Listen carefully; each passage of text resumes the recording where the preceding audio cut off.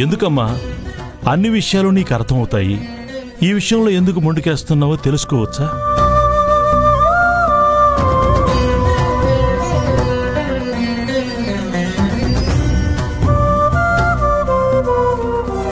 చెప్పమ్మా, నువ్వెందుకు నా కొడుకును భర్తగా ఒప్పుకోవడం లేదు? నేను కాదు, నా మనసు ఒప్పుకోవడం లేదు అయ్యగారు. దేనికైనా సరే ప్రశ్నకు సమాధానం ఉంటుంది, సమస్యకి పరిష్కారం ఉంటుంది. నీ మాట వెనక ఒక ఆలోచన ఉంటుంది. నువ్వెందుకలా అంటున్నావో నాకు కూడా చెప్తే అర్థం చేసుకుంటాను కదా. తెలీదు అయ్యగారు, నా అనుమతి లేకుండా నన్ను అర్ధాంగిని చేసుకోవడానికి ఆయన ఎవరు అని ఒకసారి అనిపిస్తుంది. నా మనసేంటో తెలుసుకోకుండా అలా ఎలా చేయగలిగారు అనిపిస్తుంది.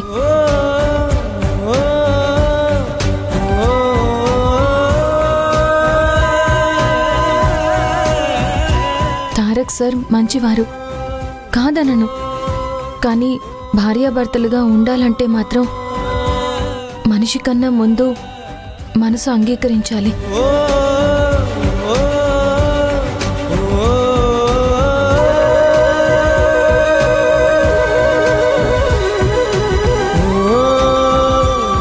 అలాంటప్పుడు ఇక్కడ నువ్వెందుకుంటున్నావమ్మా? సైనింగ్ అథారిటీ నీకిచ్చారు, అందుకోసం ఉంటున్నావా?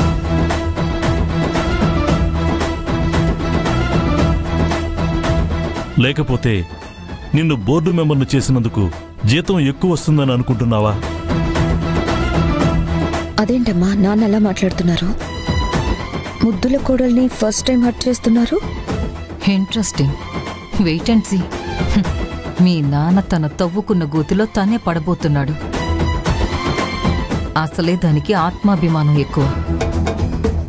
ఇలాంటి మాటలు మాట్లాడితే అస్సలు ఒప్పుకోదు. అంత మాట అన్నారేంటయ్య గారు? అంతే కదమ్మా, ఈ ఇంట్లో ఉంటూ ఈ ఇంట్లో వాళ్ళందరికీ సేవలు చేస్తూ లేని వాళ్ళని సైతం నీ ప్రవర్తనతో కట్టిపడేసి బిజినెస్ బ్రాండ్ అంబాసిడర్గా, బోర్డు మెంబర్గా నీకు నువ్వు పేరు ప్రతిష్టలు సంపాదించుకుంటున్నావు. కానీ మాకు మనవడను మనవరాలు ఇవ్వడానికి మాత్రం వెనకడుగు వేస్తున్నావు. ఎందుకు? ఇది స్వార్థం కాదా? అది కాదయ్య గారు, నా స్వార్థం కోసం ఏ పని చెయ్యను. ఇన్నాళ్లు నిన్ను ఇంట్లో పనిమనిషిగా చూశారు, కానీ ఇప్పుడు ఒక ఎంటర్‌ప్రెన్యూర్గా చూస్తున్నారు. అందరూ మెచ్చుకుంటున్నారు, శభాష్ అంటున్నారు. బిజినెస్ ఉమెన్ కాదంబరికి సరైన వారసురాలు దొరికింది అంటున్నారు. కానీ నువ్వు మాత్రం మాకు వారసునివ్వడానికి ఒప్పుకోవట్లేదు అంటే నీ ఉద్దేశం ఏమై ఉంటుంది? దీన్ని బయటికి గెంటేయడానికి ఇదే సరైన సమయం. రండి, మనం సపోర్ట్ చేస్తున్నట్టు డ్రామాని రక్తి కట్టిద్దాం.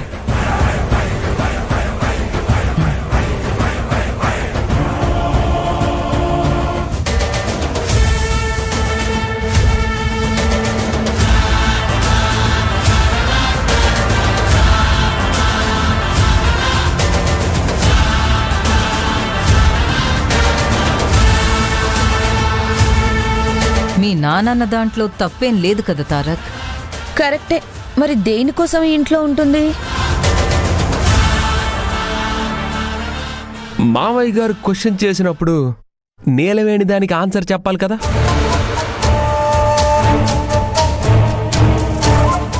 ఖచ్చితంగా చెప్పాలి. నాకు కారణం తెలియాలి. సింపుల్. పని మనిషిగా 20,000 జీతం వచ్చేది, ఇప్పుడు జీతం పెరిగింది కదా. ఇలా కొన్నాళ్ళు చేసిందంటే లక్షాధికారి అయిపోతుంది. ఇదే కంటిన్యూ అయితే కోటీశ్వరాలు కూడా అయిపోతుంది. తెలివి ఉన్నప్పుడు దానికి తగ్గ ప్రతిఫలం రావడం తప్పేమీ కాదు, కానీ దాంతోపాటు కుటుంబ ఆశలు కూడా నెరవేర్చాలి కదా. అలా జరగదు అనుకున్నప్పుడు తన దారి తను చూసుకుంటే మంచిది. ప్లీజ్ అలా మాట్లాడి నీలవేణిని బాధ పెట్టకండి. ఈ రోజు కాకపోతే రేపైనా నీలవేణి అర్థం చేసుకుంటుంది. ఇంకెప్పుడు అర్థం చేసుకుంటుంది? తన స్థాయి మారింది, అందుకే ఎవరి మాటని లెక్క చేయట్లేదు. ఇంతకు ముందు మీరు ఎలా అంటే అలానే అయ్యగారు అని తలూపేది. ఇప్పుడు స్టైల్ మొత్తం మార్చేసింది. అయ్యగారు 6 నెలల్లో వెళ్ళిపోదాం అనుకున్నాను, కానీ మీరే ఇంకొన్నాళ్ళుంటే మీ అబ్బాయిలో మార్పు వస్తుంది అన్నారు. ఇప్పుడు నన్ను మారమంటున్నారు. ఇదెక్కడ న్యాయం అయ్యగారు? నిన్నెవ్వరూ వెళ్ళిపోమనట్లేదు, ఇక్కడే ఉండి చెప్పింది చేయమంటున్నారు.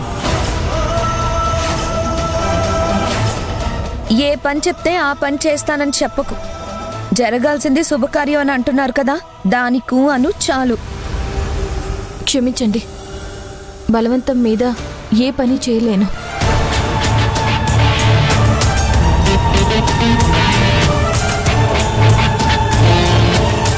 అప్పుడెప్పుడో వెళ్ళిపోదాం అనుకున్నాను. ఇప్పుడు వెళ్ళిపోయే సమయం వచ్చిందని అర్థమైంది. వెళ్ళిపోమంటే వెళ్ళిపోతాను. మీరు చెప్పిన పని మాత్రం చేయలేనయ్య గారు.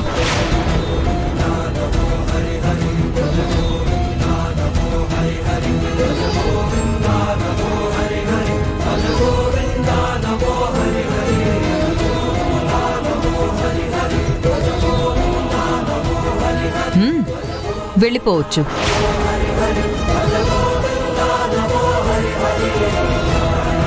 అవును, ఆయన తరపున నేను చెప్తున్నాను, నువ్వు వెళ్ళిపో.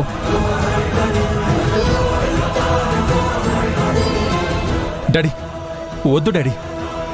నీలవేణి బాధపడితే తను నిజంగానే వెళ్ళిపోతుంది. మీరైనా వాళ్ళకి చెప్పండి. నాన్న కూడా ఏం మాట్లాడట్లేదంటే నీలవేణి వెళ్ళిపోవడం కరెక్ట్ అన్నట్టేగా.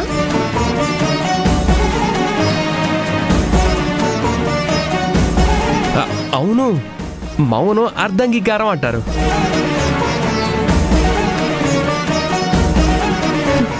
వెళ్ళిపోతాను అయ్య గారు.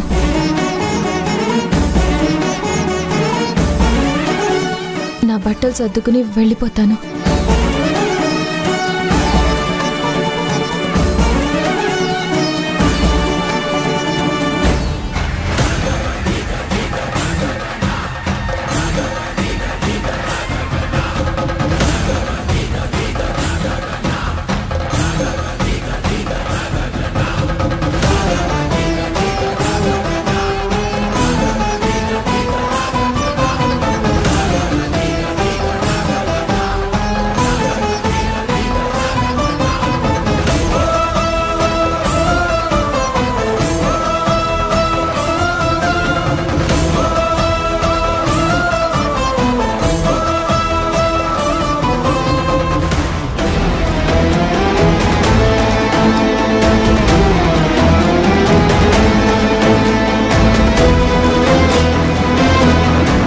డాడీ, నీలవేణి వెళ్ళిపోతుంది డాడీ.